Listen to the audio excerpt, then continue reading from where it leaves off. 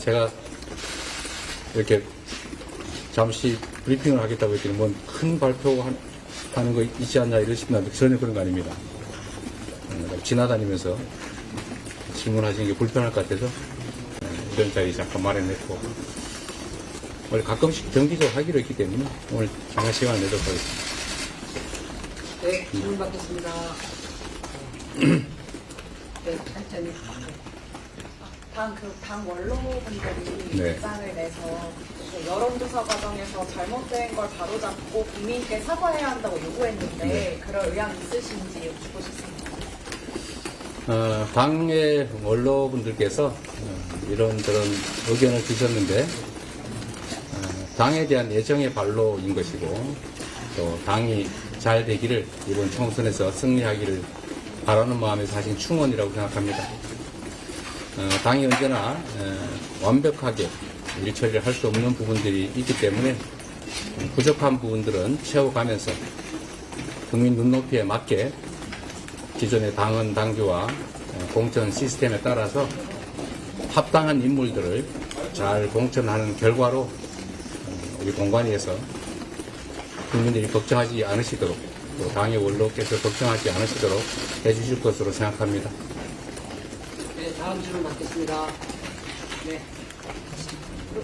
대표님 지금 정권 심판론이 흔들리는 거 아니냐 이런 네. 얘기도 나오고, 오늘 발표된 MBS 지표를 보면은 정당부터 좀 격차가 벌어지고 있는 상황이거든요. 그래서 네. 최근에 당의 어떤 내분들이 영향이 있는 거 아니냐는 얘기도 나오는데 어떻게 보시는지 궁금합니다. 공천과 관련된 갈등이랄까 내홍 얘기는 여러분들께서 민주당사 앞하고 국민의힘 당사 앞을 가보시면 체감하실 수 있을 겁니다. 우리 민주당은 시스템에 따라서 합리적 기준으로 경쟁력 있는 후보를 골라내고 있는 중입니다. 언제나 경쟁 과정에서는 본인의 생각과 타인의 평가가 일치하지 않기 때문에 불평이 또 생길 수밖에 없고, 그 점은 당연한 일이라고 생각합니다. 결국 이 과정을 거쳐갈 수밖에 없는 것이고, 결국은 국민들께서 원하시는 바대로 유능하고 또 청렴하고 국민의 뜻을 존중하는 훌륭한 후보들을 공천하느냐가 중요하다고 생각합니다. 내부에서 의견들이 다양하게 갈리고, 또 똑같은 상황에서 여러분도 학교를 다녀서 이제 평가를 받아보신 기억이 있을 겁니다. 반원들 사이에는 누군가 1등을 하고 누군가는 꼴등할 수밖에 없습니다. 그리고 우리 국민들께서는 변화를 바라시는데, 또 한 번 선출된 분들은 또 스스로를 지켜가고 싶어 하시죠. 이 두 가지를 잘 좋아하는 게 우리 당 지도부 그리고 우리 공관위에서 할 일이라고 생각합니다. 약간의 진통, 또 이 황골 탈퇴 과정에서 생기는 진통이라고 생각해 주시기 바랍니다. 조용하게 밀실에서 갑자기 결정하면 갈등은 최소화할 수 있을지는 몰라도 민주성이라고 하는 게 제대로 반영되지 않을 겁니다. 국민의힘에서 자꾸 이제 야당의 공천 과정에 대해서 이런저런 비난을 하고 있던데, 자세히 들여다보시면 국민의힘은 압도적 1등을 경선에서 배제하는 그런 해괴한 공천을 하지 않습니까? 입틀막 공천 아니냐, 그런 생각이 들었습니다. 우리 민주당은 그런 경우가 없습니다. 언제나 국민 눈높이에 맞는 경쟁력 있는 후보들이 선출될 수 있도록 충분히 경선 기회를 부여하고 있고, 또 억울한 경쟁자가 발생하지 않도록 최대한 기회의 문을 열어주고 있습니다. 그것 역시도 주관적인 판단이 아니라 이미 1년 전에 확정해 놓은 특별 당규에 따라 그야말로 시스템 공천을 충실하게, 공정하게, 투명하게 하고 있다는 말씀을 드리고, 우리 국민들께서는 조금 지금은 혼란스러워 보일지라도 그 결과를 잘 지켜봐 주시기를 부탁드립니다. 네, 대표님, 그런데 그 밀실 공천 안 하겠다고 말씀을 하셨는데요. 현역을 뺀 여론조사가 이제 정체불명 여론조사가 이 문제 진상 파악하고 문제 있다면 책임져야 한다 이런 목소리도 나오고 대표님 그 사퇴 요구도 나오는데요. 뭐 툭하면 사퇴하라 소리 하는 분들이 계신 모양인데 그런 식으로 사퇴하면 아마 1년 내내 365일 대표가 바뀌어야 될 겁니다. 정당은 그야말로 다양한 분야에서 다양한 전략적 판단, 연구, 그리고 또 결단을 해야 합니다. 그리고 그 모든 것들을 하나의 기준으로 일률적으로 판단할 수 없습니다. 후보들의 경쟁력도 판단해야 하고, 전략 쪽에서는 전략적 판단도 해야 되고, 또 당의 지지율 흐름도 조사해야 하고, 또 정책 판단도 해야 하고, 특정 지역에서는 어떤 인물들을 선호하는가도 조사해야 되기 때문에 매우 다양한 분야에서 다양한 조사가 이루어질 수밖에 없습니다.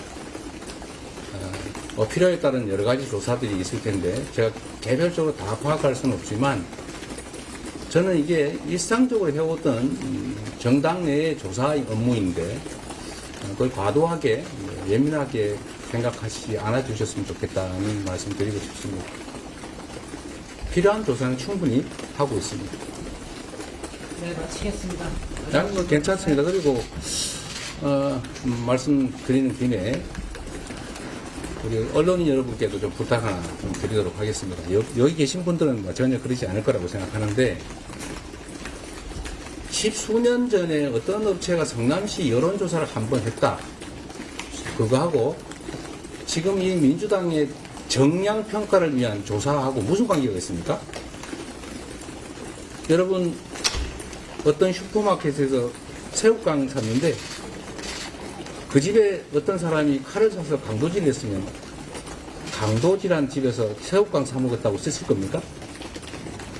그러시면 안 된다는 말씀 드리고 공정하게 있는 대로 보도해 주시면 고맙겠다는 말씀 드립니다.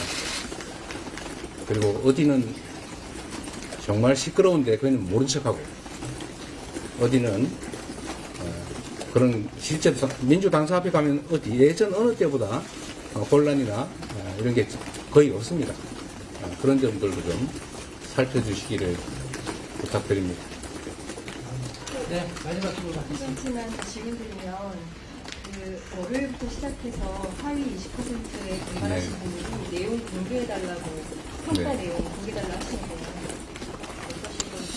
그거는 이미 작년에 선출직 평가위원회가 구성이 돼서 이미 평가 활동을 마치고 다 해산한 상태입니다. 그 결과물이 공관위원장에게 넘어가 있을 텐데 그 세부 점수를 공개를 하는 것이 그게 타당한지 그거는 공관위에서 자율적으로 잘 판단할 걸로 생각합니다.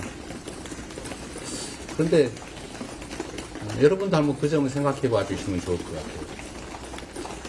대부분이 정량평가로 되어 있습니다. 예를 들면 법안을 몇 개 제출했느냐, 그 중에 몇 개가 통과됐느냐, 그 중에 당론 채택된 건 몇 개냐 해서 점수 정의하게 되어 있고, 또 뭐 그런 얘기도 언론인 여러분 사이에 있는 모양이던데 왜 내가 도덕성 점수가 빵점이라는 얘기가 나오느냐, 그 실제 그런지 아닌지 모르겠습니다만 제가 어떤 위원들한테 들었다고 하는 얘기를 기준을 가지고 한번 들어보니까 이런 게 있을 수 있다고 합니다. 소위 5대 비리가 해당이 되면 도덕성 점수가 50점인가 뭐 그런데 0점을 하게 돼 있다고 해요. 채용 비리가 예를 들면 문제가 됐는데 소명을 하지 못하면 0점인 거죠. 임기 내에 대정부 질의를 했느냐 안 했느냐에 뭐 15점인가 25점인가가 배정이 돼 있다는데 한 번도 질의를 안 했으면 객관적 지표상 15점 마이너스인 겁니다. 그런 점수들을 다 합쳐서 1000점을 기준으로 우리 민주당 의원님들 100수십 분을 순서를 매긴 거죠. 저는 더불어민주당의 의원님들이 충분히 역량이 있고 성실하게 업무를 최선을 다해서 했다고 생각합니다. 그러나 평가위원들 입장에서는 불가피하게 점수를 매겨야 하고 그리고 등수를 가려줘야 합니다. 뭐 나하고 저 의원하고 별 차이가 없는데 나는 왜 하위냐 이렇게 말하면 누군가는 하위가 될 수밖에 없다는 그 현실을 무시한 것이겠죠. 주관적 평가의 가장 중요한 영역이 또 이런 게 있다고 합니다.